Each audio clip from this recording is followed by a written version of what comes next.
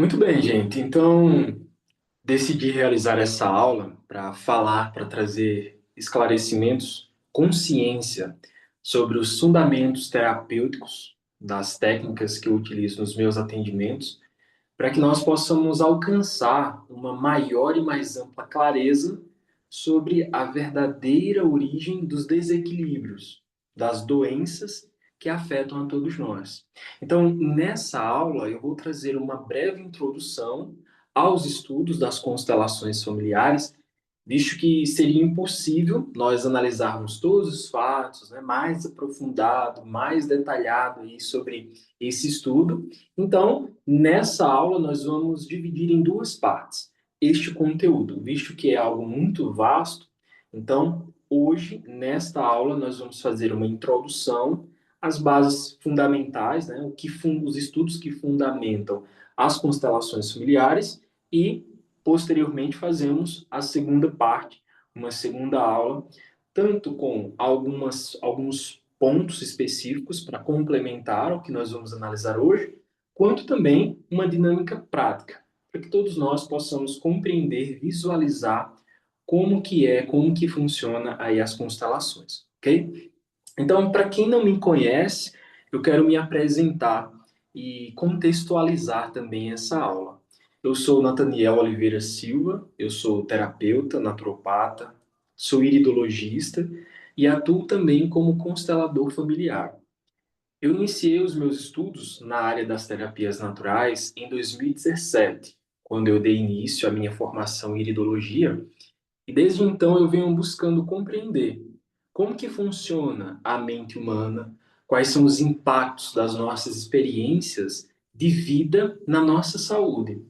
Quando eu comecei lá em 2017, lá eu comecei a aprender mais a parte física. Então, através da análise da íris, observo quais são as alterações nas fibras das íris, como que está o tamanho da pupila, o formato da pupila, que está diretamente relacionado ao nosso sistema nervoso central.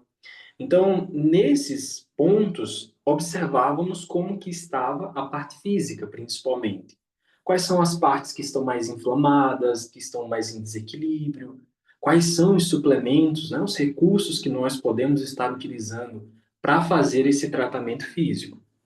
Então, lá, 2017, 2018, 2019, eu focava mais nessa parte física.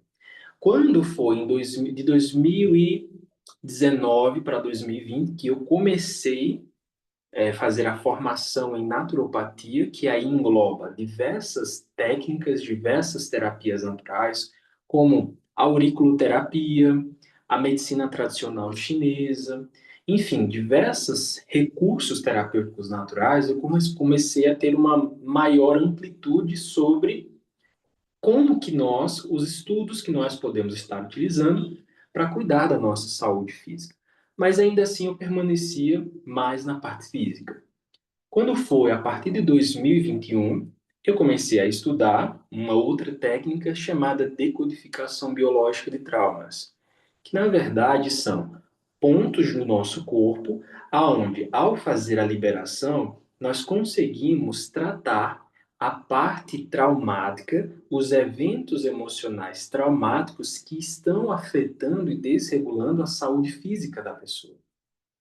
Então, nesse processo, foi a partir de 2021 que eu comecei a ter essa compreensão sobre essas questões emocionais. E aí, o que, que acontece? Quando foi mais recentemente, em 2023, eu comecei a. Eu tive a oportunidade de conhecer a constelação familiar, os estudos das constelações familiares. E foi aí que eu comecei a entender: peraí, como que, através dessa abordagem terapêutica, como que nós podemos entender os processos emocionais e como eles interferem na nossa saúde física? E aí foi quando eu comecei a unir a parte física e a parte emocional. Além disso, também eu comecei a perceber que esses processos de autoconhecimento, de desenvolvimento pessoal, é que estava me ajudando a entender as minhas emoções, as questões que eu estava vivenciando, e foi um auxílio nesse meu processo de cura emocional. Então, para que você possa tirar proveito dessa aula, eu peço permissão para que eu possa te explicar mais sobre essa abordagem terapêutica, sobre o que é as constelações familiares. Eu peço permissão para entrar na sua casa, para que através dessa aula você possa aprender, tomar consciência e ter esse primeiro contato, se é que você não já conhece, sobre as constelações familiares. E para que através dessa aula também, nessa aula, você possa estar com a sua mente aberta, para que você possa estar disposta a entender a relação que existe entre nossa saúde física e a nossa saúde emocional por um ângulo diferente e a partir disso ter novas percepções. Então, mesmo que você seja uma pessoa que já estudou bastante, que ainda, né, que já teve muita experiência de vida, que você possa vir para assistir essa aula com o seu copo vazio, porque daí você vai ter a oportunidade de guardar na sua mente e no seu coração essas novas percepções e chegar a ter novas conclusões. Beleza? Pois bem, o tema desse encontro, o tema dessa aula é projeções, expectativas familiares e o sentimento de culpa. Qual é a função do sentimento de culpa dentro do nosso sistema familiar? Bom, a culpa é um sentimento que, na grande maioria das vezes, causa um peso emocional gigantesco. Literalmente é como se a pessoa ela estivesse carregando, ó, toneladas de peso de pedras nas costas. A sensação mental e emocional é justamente essa. Tá, mas então por que que nós temos essa tendência para nos sentirmos culpados, mesmo quando nós não fazemos nada que é contra as leis do homem, né? As leis de César, mesmo quando nós cumprimos certinho com os nossos compromissos, mesmo quando nós nos empenhamos para ter uma relação espiritual mais achegada com Deus? Por que que nós carregamos continuamente esse sentimento de culpa? Então, quando a nossa vida ela começa a fluir, a gente começa a ter uma oportunidade de emprego, começa a ganhar melhor, a gente tem uma saúde boa e outra pessoa que nós amamos, que está ali no nosso sistema familiar, vive doente. Quando nós começamos a, vamos dizer assim, estar degraus acima de uma outra pessoa que nós amamos, no nosso sistema familiar, muitas vezes esse sentimento de culpa persiste em nos afetar. Então, vamos entender e analisar justamente isso. Qual que é a função da culpa e por que que nós sofremos tanto com esse sentimento que na grande maioria das vezes é altamente destrutivo? Pois bem, então neste encontro nós vamos analisar e entender o quanto as evidências, as experiências e as expectativas dos membros de um sistema familiar podem impactar profundamente as nossas relações, a nossa saúde mental, a nossa saúde emocional, a nossa saúde física e, principalmente, de uma forma geral, a nossa vida. Nesta aula, nós vamos entender um conceito chamado de boa e má consciência. Nesse conceito, vamos entender que cada um de nós pertencemos a um sistema. Todos nós, obviamente, pertencemos a uma família. E cada membro desse sistema familiar tem um objetivo em comum. O objetivo de um sistema familiar, das pessoas de um sistema familiar, é principalmente sobreviver e passar a vida adiante. Então, meus pais, né, me tiveram, eu e meus irmãos. Qual que é o meu propósito? Qual que é o propósito principal da vida? É que eu possa também ter filhos e ó, que a vida possa fluir adiante. O objetivo do sistema familiar é esse, principalmente. E aí, dentro de cada um desses sistemas familiares, dentro do meu sistema familiar, dentro do seu sistema familiar, existem normas, existem regras, existem leis. E essas regras, normas e leis, elas prevalecem dentro de um sistema familiar e são passados de geração em geração. Então, é aqui que entra o ponto sobre a boa e a má consciência e como que elas se relacionam com o sentimento de culpa. Quando nós vamos contra as expectativas e as projeções que uma pessoa ou mais do nosso sistema familiar impõe sobre nós. Perceba, nosso sistema familiar, embora que, por exemplo, no meu caso, atualmente é composto pelo meu pai, pela minha mãe e por mais dois irmãos, né? Dois irmãos meus já faleceram. Na verdade, não chegaram à vida em si, não chegaram a nascer, mas também fazem parte do meu sistema familiar. Então, quer dizer que o meu sistema familiar é composto somente por essas pessoas? Não. Meu sistema familiar é composto só por meus pais, meus irmãos. Essa é a minha família primária, vamos colocar assim. Só que minha família também é composta por meus avós, meus bisavós, tios e tias, primos, também todos aqueles que de alguma forma deram espaço para que as pessoas do meu sistema familiar elas pudessem se encontrar. Vamos colocar assim, ó. Por exemplo, no caso do meu bisavô materno, ele era casado. Só que aí depois ele conheceu a minha bisavó. E aí teve um relacionamento com a minha bisavó. Veja, no caso, a primeira esposa do meu bisavô não tem nenhum vínculo sanguíneo comigo e com as demais pessoas do meu sistema familiar. Mas perceba, aquela mulher, ela cedeu mesmo que fosse contra a vontade dela, talvez o desejo dela, mas ela cedeu. E aí o meu avô, meu bisavô, melhor dizendo, ele ó formou família com a minha bisavó. Então aí teve minha avó e os meus tios. E aí também entra um ponto importante. Minha avó teve uma outra filha, uma outra gestação que não veio a se desenvolver. E aí o que que acontece?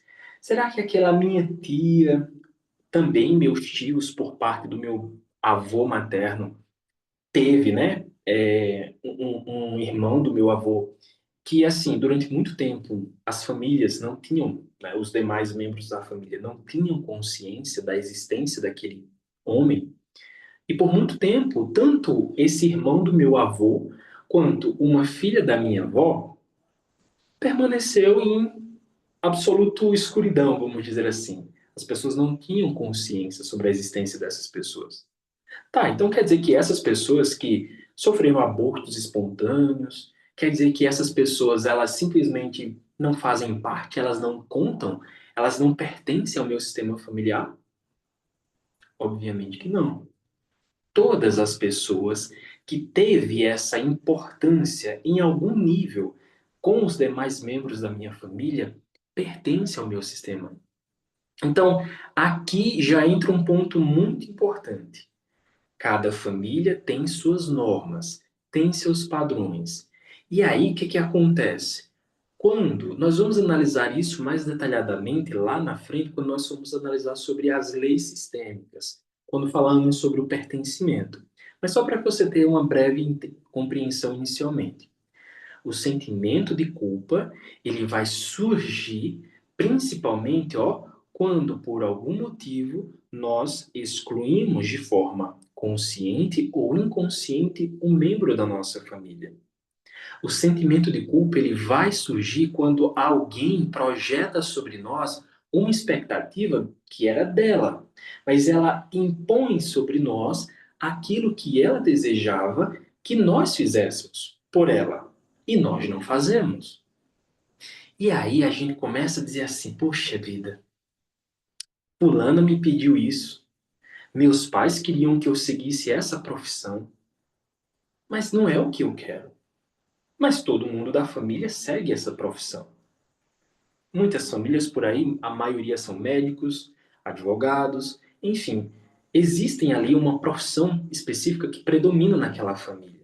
E geralmente, quando um ou outro filho vai contra aquela profissão, não quer seguir aquela profissão, sofre bastante pressão. Então, é exatamente aí que a culpa ela começa a surgir. Quando nós passamos a ir contra aquilo que os outros querem sobre nós, esperam de nós. Então, o tema proposto para essa aula é baseado nos estudos das constelações familiares, estudo esse que foi desenvolvido e elaborado por Bert Hellinger. E algo que eu quero que fique muito claro para você aqui é de onde que Bert Hellinger tirou esses ensinamentos? Como foi que ele desenvolveu essas leis sistêmicas? Onde foi? Quais foram as fontes que ele bebeu? De quem ele recebeu determinados aprendizados para que assim ele pudesse desenvolver as constelações familiares? Então, é esse o ponto que nós vamos focar aqui nessa aula, essa parte mais teórica. Bora lá então? Bom, por onde e como, quando Bert Hellinger chegou às constelações familiares? Quais foram os seus contextos que levaram ele a chegar a esse ponto?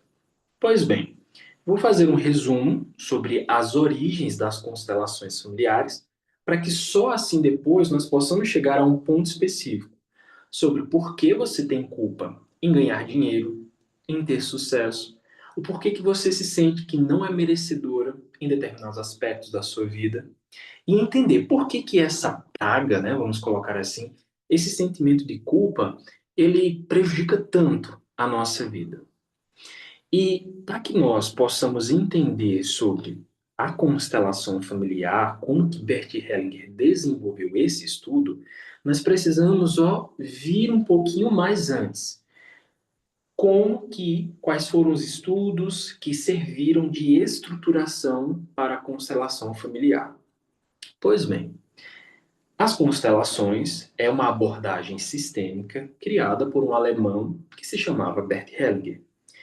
Hellinger ele estudou várias correntes psicológicas, incluindo psicanálise, a terapia Gestalt, a psicogenealogia, bem como também hoje observamos, através do estudo do genoma, o quanto que a genética e a epigenética também é, vamos dizer assim, se entrelaçam às constelações familiares. E a partir daí, depois, quando Bert Hellinger começou a ter esses estudos, ele começou a perceber que muitos problemas emocionais e comportamentais têm raízes em dinâmicas familiares, que muitas vezes transcendem gerações. Bert Hellinger é muito interessante quando nós vamos ler e estudar mais sobre a sua biografia, nós podemos ter uma compreensão mais ampla sobre a vida desse homem. E lá, quando nós lemos a biografia dele, nós podemos observar que ele teve uma vida marcada por muitas experiências significativas. Por exemplo, aqui eu vou apenas mencionar algo mais objetivo, mais superficial, mas quem desejar depois pode pesquisar sobre a biografia de Bert Hellinger. Durante a sua adolescência, Hellinger ele foi recrutado para servir no exército durante a Segunda Guerra Mundial. E nesse meio tempo, Hellinger ele foi capturado por soldados americanos e foi preso. E aí, Hellinger, depois de um determinado tempo, ele fugiu dessa prisão e aí ele foi buscar refúgio em um mosteiro. E lá ele começou a estudar filosofia, teologia, pedagogia. Ele começou a ter essa imersão nesses estudos relacionados à psicologia. E aí foi quando, após um período de tempo, quando ele foi enviado em uma viagem missionária, que ele pôde estar submerso em uma determinada cultura de origem africana, e foi lá que ele começou a observar e a perceber as dinâmicas familiares. Como que as pessoas ali naquela tribo, elas se comportavam. Como que aquelas pessoas, elas se lidavam com as questões do dia a dia.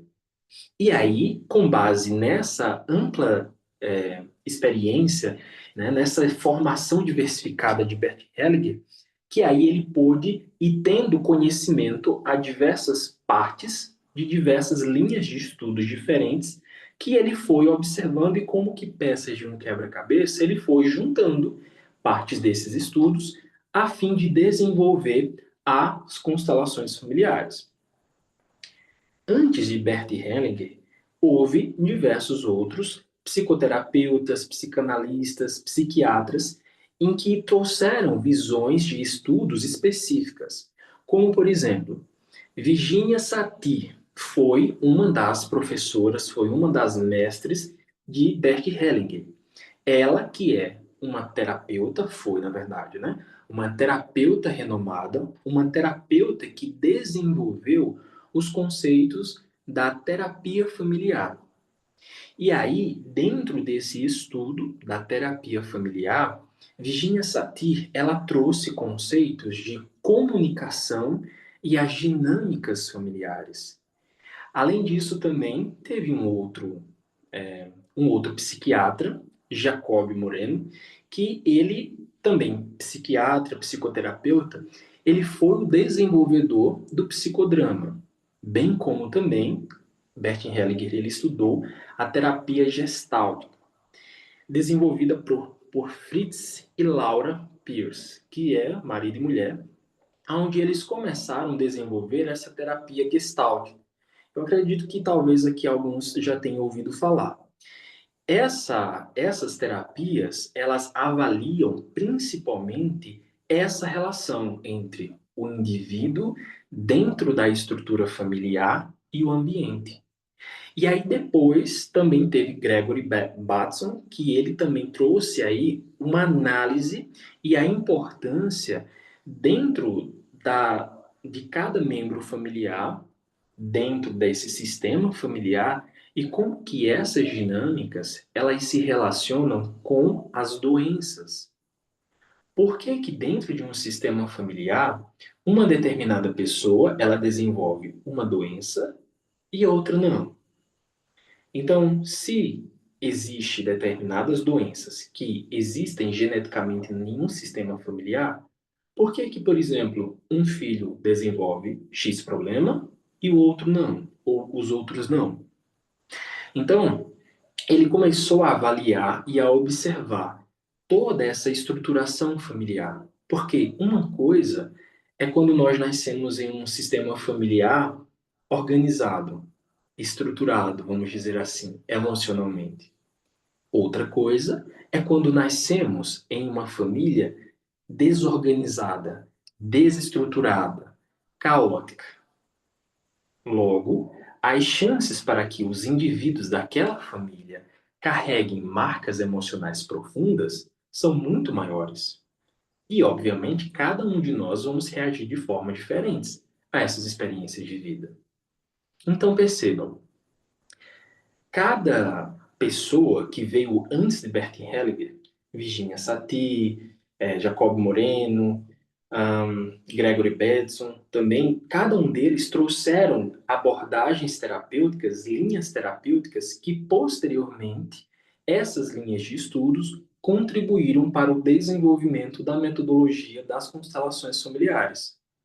Virginia Satir e seu trabalho sobre as dinâmicas familiares e a sua busca pelo bem-estar emocional começaram a ganhar mais destaque nos Estados Unidos após a Segunda Guerra Mundial, quando iniciaram ali os movimentos pelos direitos civis. Ela foi uma das principais referências na terapia familiar, onde ela acreditava que a comunicação aberta, o respeito e o amor dentro da família são essenciais para o nosso desenvolvimento e para a cura das nossas questões, quer seja a cura das questões emocionais, quer seja a cura de nossos problemas físicos. Dentro da terapia familiar desenvolvida por Virginia Satir, ela usava determinadas técnicas que ajudavam as pessoas a expressar os seus sentimentos de uma forma honesta e dessa forma entender melhor uns aos outros. Então, ela sempre enfatizava a importância do autoconhecimento, da autoestima e ajudava os indivíduos a se sentirem seguros e confiantes dentro do próprio núcleo familiar.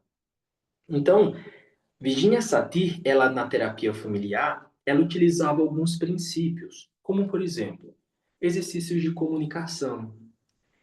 Ela usava, assim como hoje, dentro das constelações familiares, também é utilizado o uso de frases que vai estimular o cliente a uma reflexão profunda.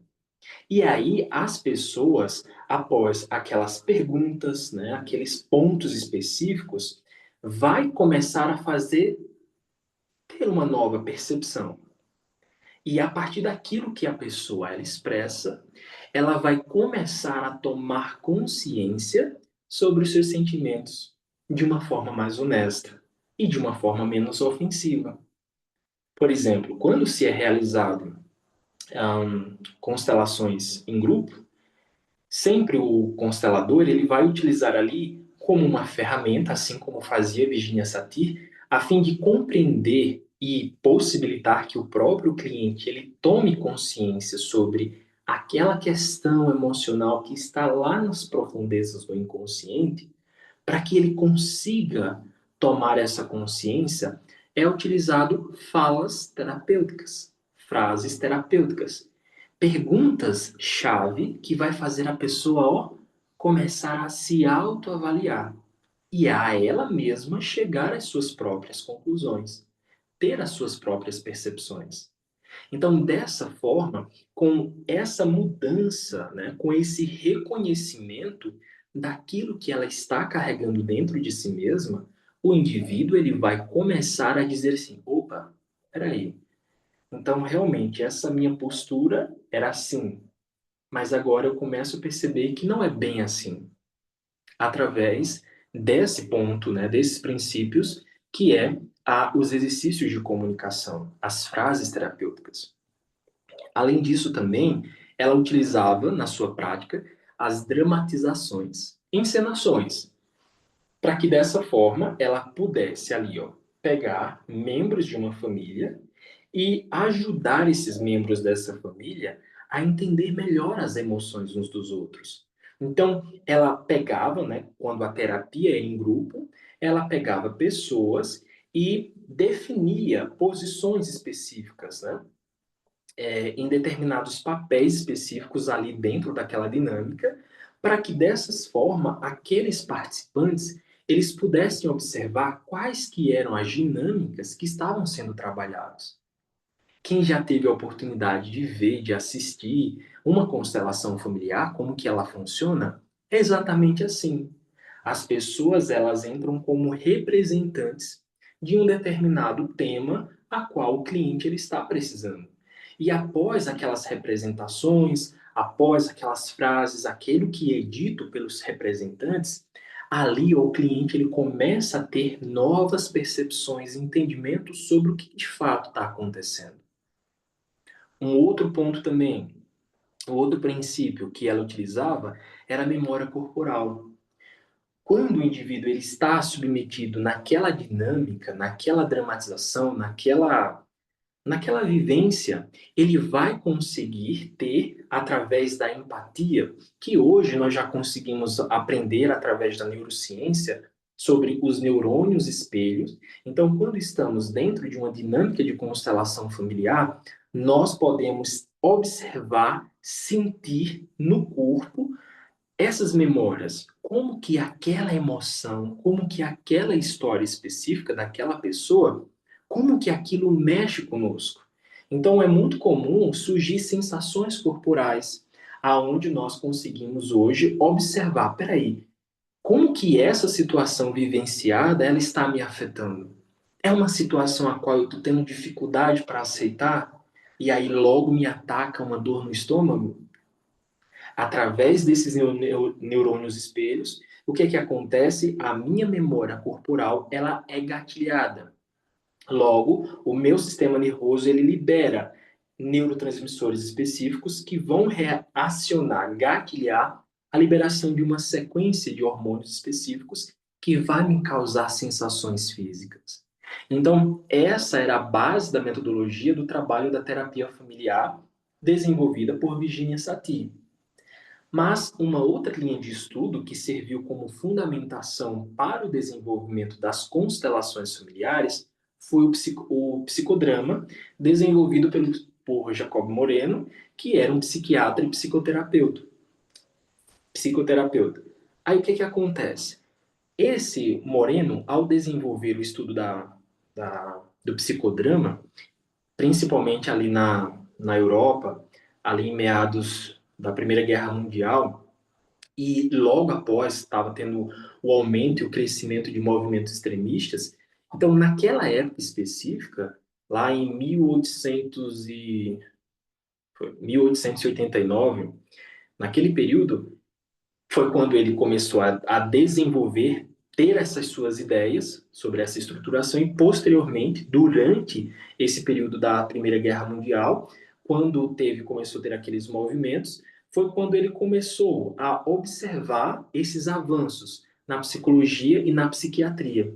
Quando, após aqueles acontecimentos, né, o aumento da industrialização, o aumento e a mudança drástica no estilo de vida daquelas pessoas, começou a surgir muitas questões relacionadas à identidade, ao isolamento, ao conflito interno das pessoas.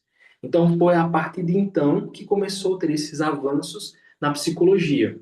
E foi um período de grande desenvolvimento na área da saúde mental, porque começou a surgir também essas novas abordagens terapêuticas que buscavam ver o indivíduo de uma forma mais integral. Então, com o desenvolvimento do psicodrama, Moreno ele trouxe uma abordagem que valorizava a ação, a espontaneidade e a interação social como ferramentas de cura e principalmente de autoconhecimento. O psicodrama se relaciona intimamente com a terapia de grupo, aonde essa técnica do psicodrama, ela vai possibilitar essa interação dos participantes e dessa forma possibilitar para que aqueles participantes possam adquirir mais autoconhecimento. E assim como a psicanálise, o psicodrama também ele busca trabalhar os conteúdos inconscientes, trazendo à tona as emoções, as questões, os conflitos que por muitas vezes nós carregamos sem que temos consciência.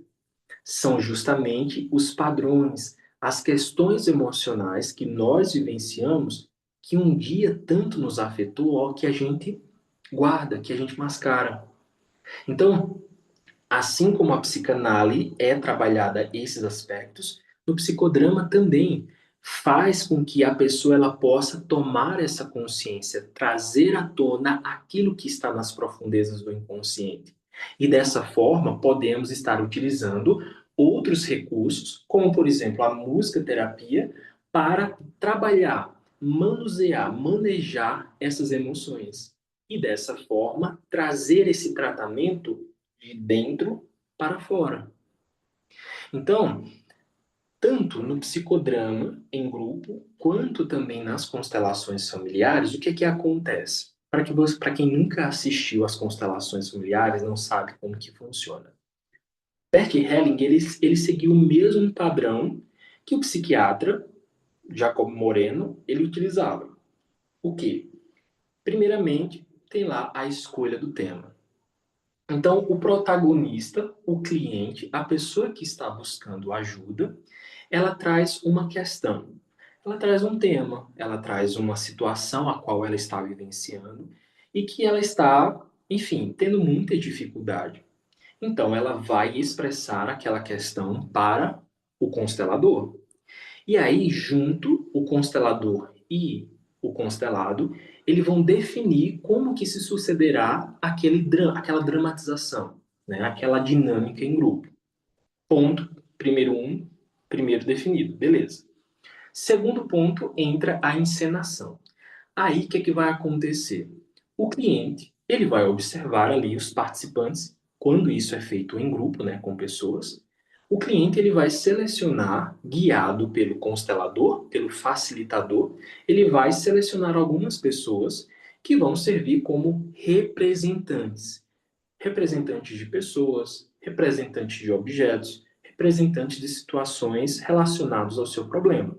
E a partir daí, aquela dinâmica em grupo, eles vão se portando, aonde cada um vai demonstrando, né, suas reações corporais, vão demonstrando seus pensamentos, seus sentimentos, e dessa forma, o constelador, observando aquela dinâmica, ele vai fazer intervenções pontuais e sugerir determinadas ações, mudando o posicionamento, para que dessa forma ele possa ajudar e conduzir o cliente, o constelado, a enxergar novas perspectivas.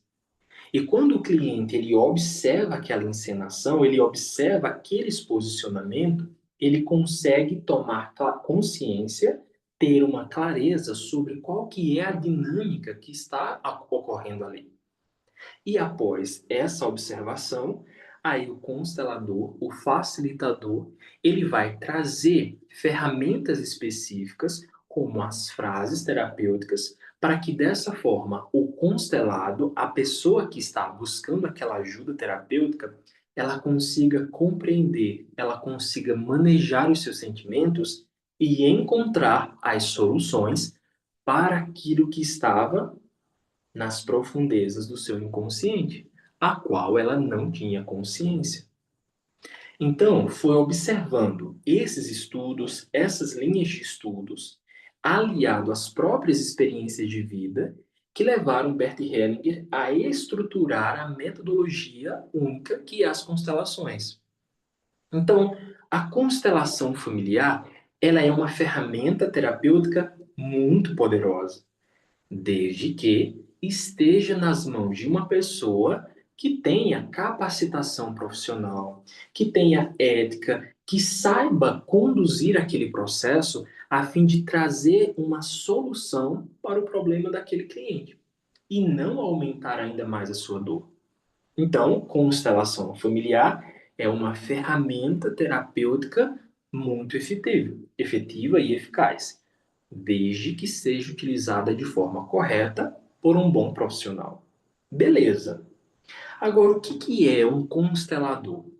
Um constelador, da etimologia da palavra facilitador, que é um facilitador daquela dinâmica familiar, é uma pessoa que vai facilitar, que vai conduzir, que vai guiar e orientar a compreensão daquela pessoa para que ela possa tratar, cuidar e curar suas próprias questões.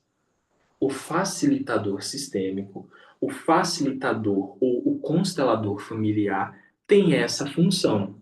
Ele vai trazer e direcionar aquela questão para que o cliente ele tome consciência sobre as suas dinâmicas familiares e assim ele consiga fazer ajustes específicos para resolver aquela questão que tanto está ali afligindo. E aí é que entra o trabalho de Bert Hellinger com as constelações familiares, que é uma ferramenta que vai nos trazer entendimento sobre as nossas questões, sobre as nossas dinâmicas, para auxiliar no nosso tratamento. E aí foi quando Bert Hellinger ele desenvolveu as leis sistêmicas. E aqui, ó, nós vamos começar já a falar sobre três leis, ou ordens do amor: pertencimento, equilíbrio e hierarquia. Então, aqui vai ser a chave para que nós possamos ter consciência sobre praticamente todas as nossas dinâmicas da nossa vida. Eu vou trazer aqui um breve resumo sobre o que é cada uma dessas leis e, posteriormente, vamos chegar à conclusão sobre o tema desse nosso encontro. O que tem a ver essas três leis sistêmicas com a questão da culpa que afeta tantas pessoas, beleza? Então vamos lá. Começando pela lei sistêmica pertencimento. O que é que Bert Hellinger ele desenvolveu e ele trouxe nessa lei sistêmica? Todas as relações humanas são movidas pelo pertencimento.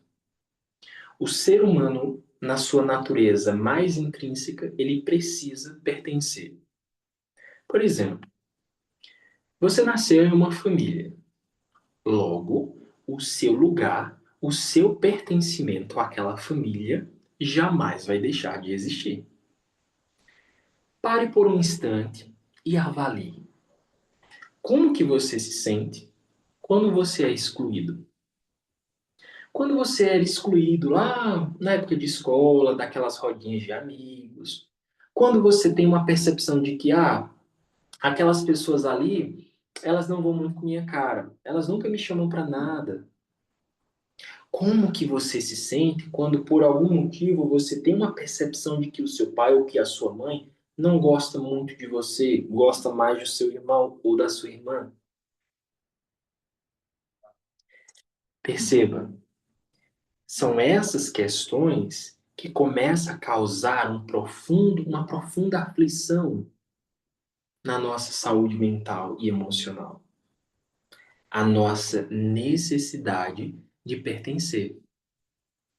E aí o que que acontece? Vamos imaginar uma situação que é real.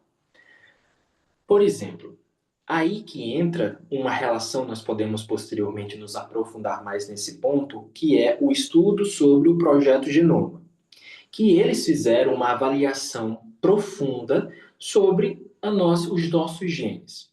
E aí o que que acontece? Sempre que existe um trauma, uma experiência profunda que nos causa muita dor emocional, quando, por exemplo, alguém é excluído de forma consciente ou inconsciente, ou qualquer outro trauma que nós venhamos enfrentar na nossa vida, existe uma corrosão na nossa célula, no nosso gene. Então, vocês já observaram, né, que o nosso DNA, ele é como se fosse uma cobrinha? Né? E são uma hélice, na verdade. E aí, o que que acontece? Ali, aquela estrutura do nosso gene, do nosso genoma, ele é recoberto, os nossos genes, por uma, vamos dizer, uma capa de gordura. E aí, sempre que nós vivenciamos, ou os nossos antepassados vivenciaram um trauma, o que que acontece? Aquela experiência, aquela vivência, provoca uma desmetilação daquele gene. Ou seja, toda vez que uma pessoa ela passa por um trauma, uma experiência emocional profunda, aquela capa de gordura em volta daquele gene, ela vai ficar corroída. E aí o que que acontece? Problemas financeiros, problemas nos relacionamentos, doenças graves, né? Enfim, assassinatos, todas essas experiências que nos causam muita dor emocional, ela é vivenciada por uma pessoa, e aí o que que acontece? O trauma desmetila o gene. Ele deixa ali, ó, uma rasura, uma marca naquela capa de proteção. E aí esse gene, ele é transmitido para a próxima geração. Então, a outra pessoa de uma outra geração ele vai trazer geneticamente aquela mesma mensagem, aquele mesmo registro emocional traumático. Mas o que é que acontece? Como nós não estamos, né, vivenciando aquela mesma experiência, muitas vezes nós temos uma percepção de dizer assim, rapaz, eu estou sofrendo com um determinado sintoma, um determinado incômodo, quer seja físico ou emocional, mas eu não entendo por quê. Vou nos médicos, faço os exames, dá tudo certo. E aí a pessoa ela vive naquela dinâmica. Sente um problema, mas não consegue detectar uma causa. É exatamente aí. Aonde está esse fator genético, mas é um fator emocional que não vai ser necessariamente constatado em um exame clínico. Entende? Quando aí a genética da pessoa ela é influenciada quando aquele trauma vivido por alguém lá de trás do nosso sistema familiar é potencializado pela epigenética. Um outro estudo, uma outra linha de estudo que comprova que mais forte do que o DNA é o ambiente. Logo, os nossos relacionamentos ele tem o poder para potencializar as nossas qualidades, as nossas habilidades, como também tem a capacidade de potencializar as nossas fraquezas, as nossas fragilidades e, principalmente, nos destruir. O que os pais não veem, os filhos olham e representam. Então, o pertencimento, essa lei sistêmica desenvolvida dentro do estudo das constelações familiares, ele não é regido somente pela genética, mas principalmente pelas crenças familiares, pelas experiências emocionais traumáticas. Onde há culpa, não existe prosperidade. Veja só, vocês já observaram que muitas vezes determinadas pessoas, por justamente carregarem esse profundo sentimento de culpa, elas não conseguem fluir na vida? Pois bem, observa só, uma pessoa que tem tudo para dar certo. Então é uma pessoa que tem um bom emprego, é uma pessoa que ganha muito bem, é uma pessoa que, enfim, tem todos os requisitos para ter uma vida de qualidade. Trabalho, dinheiro, prosperidade financeira, prosperidade mental, intelectual, prosperidade emocional, prosperidade espiritual, mas parece que cada vez mais a pessoa ela se afunda. Parece que cada vez mais ela, sabe, ela fica ali patinando e não sai do lugar. Ela ganha 10 mil, ela gasta 20 mil. Ela tem uma pessoa a qual ela se relaciona que tem tudo para fluir maravilhosamente bem o relacionamento, mas ela fica procurando cabelo em ovo. Ela fica sempre vivenciando situações em que vai viver ali, ó, como o gato e o rato. A pessoa ela tá bem de saúde, aí ela vê que alguém da família dela não consegue sair da cama, tem um sério problema de saúde. Aí a pessoa ela vai começar a viver, surgir sintomas físicos de origem psicossomática. Por quê?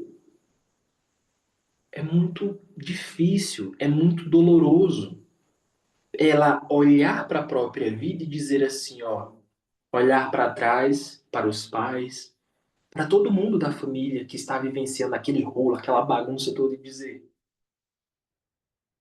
eu deixo com você o que é seu.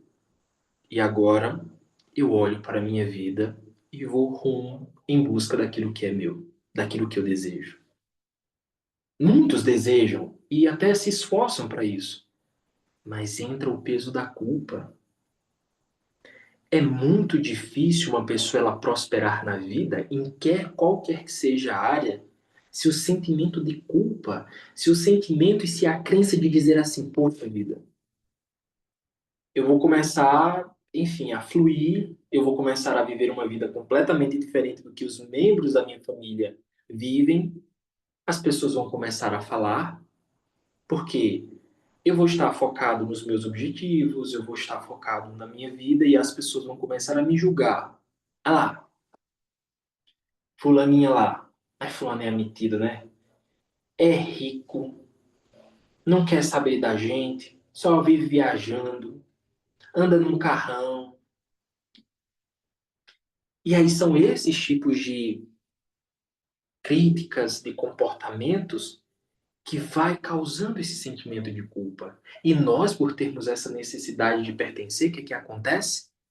Nós temos o medo de sermos excluídos, de que as pessoas da nossa família, ó, se afastem de nós e a gente perca o nosso lugar.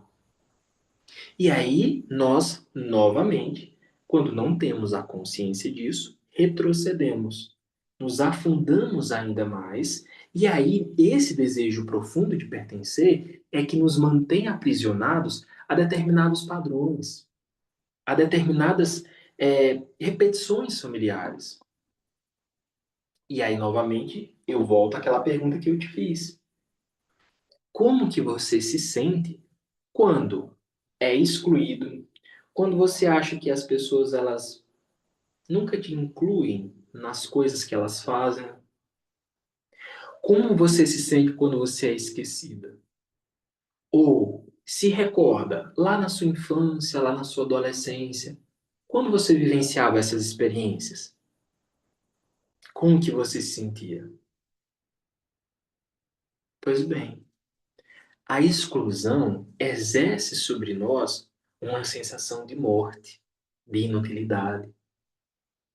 E desde sempre nós temos essa necessidade de pertencer a grupos. Temos essa necessidade de sermos incluídos, de sermos vistos, de sermos validados.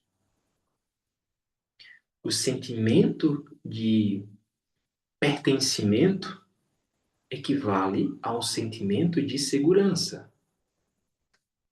Se eu me sinto pertencente, se eu percebo que as pessoas me incluem, eu me sinto com o coração quentinho, eu me sinto ali confortável. Mas quando eu começo a perceber sinais de que as pessoas elas estão se afastando de mim, aquilo me começa a causar uma aflição interna e que traz uma sensação de morte. E aí nós voltamos a fazer tudo para se enquadrar, para pertencer àquele grupo. Aí eu te pergunto, eu te questiono, por que você quer ter o que você deseja ter? Ah, eu quero ter X coisa. Vamos pensar aqui. Eu quero ter esse carro. Esse carro específico do ano. Hum, tá. Mas por que que você quer ter esse carro? Por que que você quer ter exatamente isso que você quer ter? Por que você faz o que você faz? Será que de fato é para uma realização pessoal? Ou simplesmente é para tentar a validação de outros? Esses questionamentos, eles são a chave que vão nos fazer e perceber se nós estamos de fato buscando pertencer e se estamos pagando um preço alto por isso, que é abrir mão da nossa fluidez na vida. Segunda lei sistêmica ou ordem, conforme Bert Hellinger ele destacou, que é a hierarquia. Sem ordem não existe progresso. Em todo o sistema, sistema familiar, sistema empresarial, né, sistema organizacional, em todos os sistemas é necessário ordem. Todas as pessoas que estão fora do seu lugar, elas não prosperam. Então, se você não consegue olhar para o mais, se você não consegue dizer assim, não, eu vou deslanchar com a minha vida, provavelmente você está preso no pertencimento, por estar fora do seu lugar.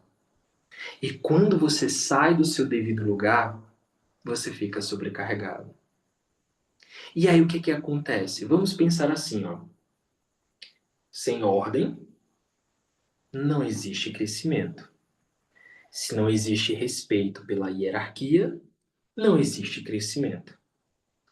Se não existe ordem, não existe finalização.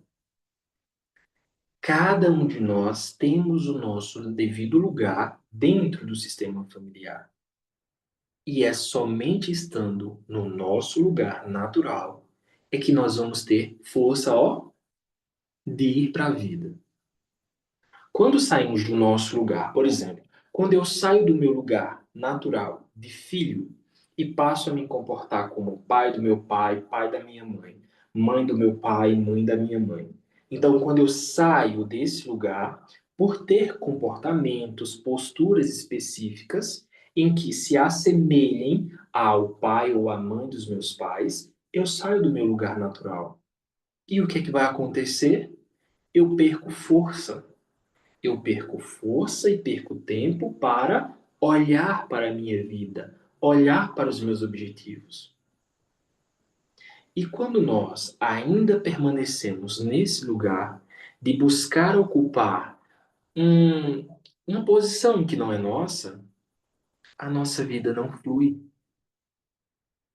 Então, quando os lugares dentro de um sistema familiar não são respeitados, nós passamos a projetar isso no mundo. Quando eu me comporto como um pai dos meus pais, quando eu me comporto como um pai de todos, como a mãe de todos, quando eu quero salvar todo mundo, quando eu quero cuidar de todo mundo, quando eu quero proteger todo mundo, quando eu fico querendo, ó, empurrar todo mundo para que elas possam fluir na vida e caminhar com as próprias pernas, o que que acontece? Eu projeto isso no mundo. Eu projeto isso nas minhas relações. Eu projeto isso no meu trabalho. Eu projeto isso em todas as áreas da minha vida. Não é só em casa, não é só dentro da família que eu vou ter aquele comportamento. Essa minha projeção me leva a agir dessa forma. E aí o que que acontece? A nossa vida empanca. Aí a gente não consegue prosperar. Aí a gente fica sem forças e aí começamos a procrastinar. Não vamos conseguir executar as nossas coisas. Por que isso? Porque o nosso coração figurativo, ele ficou, ó, preso lá atrás. Preso em alguma dinâmica familiar. Ah, a nossa mãe ou o nosso pai tinha problemas com a mãe ou com o pai dele. E aí, a nossa avó ou o nosso avô projetou sobre nós, no caso netos, para cuidar dos filhos dele, pois eles percebiam que os próprios filhos não tinham condições de se cuidar, entende? Que aí começa a se estabelecer vínculos, lealdades invisíveis, lealdades emocionais, quando observamos desde pequenos que, eita, nossa mãe trabalha muito. E o nosso pai parece que é meio perdido na vida. Ele não sabe exatamente o que fazer, como fazer, o que que ele tem que fazer. Por quê? Porque o pai ou a mãe não deu a oportunidade para ele fazer. Achava que talvez ele não desse conta, achava que era uma pessoa, enfim, que precisava sempre de cuidados. Então, cresceu aquela pessoa perdida na vida. E aí você observando aquela dinâmica e diz assim: ixi, meu pai não sabe nada, não. Eu tenho que dizer para ele o que fazer, como ele tem que fazer, quando ele tem que fazer. E é aí que nós entramos nessa armadilha. Saímos do nosso lugar natural. Logo, nós desrespeitamos a lei da hierarquia. Aí depois vem a lei do equilíbrio. O que é que Bert Hellinger ele percebeu e com base nos conhecimentos, nas experiências de vida, o que é que ele falou? Quando nós damos demais, nós desagradamos. O ser humano ele tende a valorizar aquilo que ele paga. Aquilo que você não tem coragem de pagar, você não terá coragem.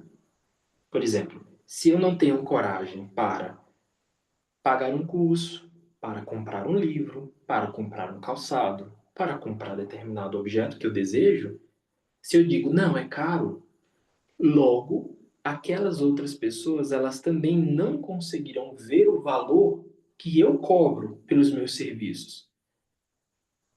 Então veja, a lei do equilíbrio, ela nos diz que quando nós damos demais, nós vamos desagradar. Sabe aquelas situações? Observou muito isso nos relacionamentos, em geral, não só relacionamentos amorosos, que uma pessoa, ela vai dar o máximo de si para cuidar do outro. Ela se preocupa com tudo, ela busca dar o melhor, o 110% da vida dela, mas não dá espaço para que o outro faça alguma coisa por ela. Não consiga retribuir de alguma forma com base no que ele pode. Ela sempre está ali, ó, dando, dando, dando, dando, e o outro só recebendo. O que é que acontece? Isso acontece muito nos relacionamentos amorosos. O cara, ó, dá no pé. Dá no pé, trai, vai embora, some, desaparece. E aí, qual que é a primeira coisa, a primeira reação emocional que se manifesta? A raiva. Sempre que você se sente irritada, cansada, exausta e assim, explode por qualquer coisa, é um sinal de que existe alguma desordem, algum desequilíbrio em alguma área da sua vida. Talvez você está dando demais, fazendo demais por alguém e não está permitindo que o outro possa retribuir, compensar, equilibrar aquela balança. E aí o que que acontece? Qual é a questão que precisamos avaliar? O que é que você dá demais? Qual que é a sua intenção? Qual que é a sua perspectiva quando você, vive ali fazendo, fazendo e chega a um ponto em que está exausto?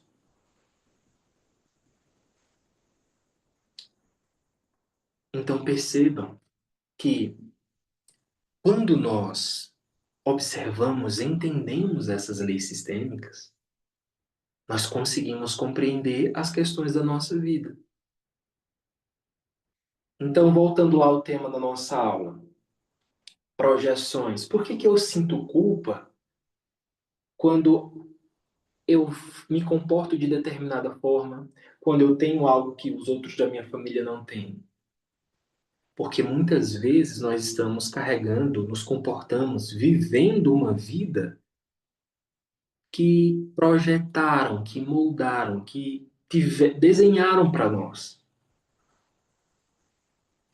Então, eu preciso me comportar como sendo o quê? O pai de todos. Cuidar de todo mundo. Estar atento a todas as responsabilidades. E aí, o que que acontece? Eu não tenho permissão para viver minha vida como eu quero. Eu saio do meu lugar natural e vou ocupar um lugar que não é meu. Eu passo a dar demais, a fazer demais e não respeitar o direito e o espaço do outro. E isso começa a causar raiva, começa a causar culpa, começa a causar, sabe, ansiedade, começa a causar um estado mental e emocional caótico. E a gente fica perdido em nós mesmos.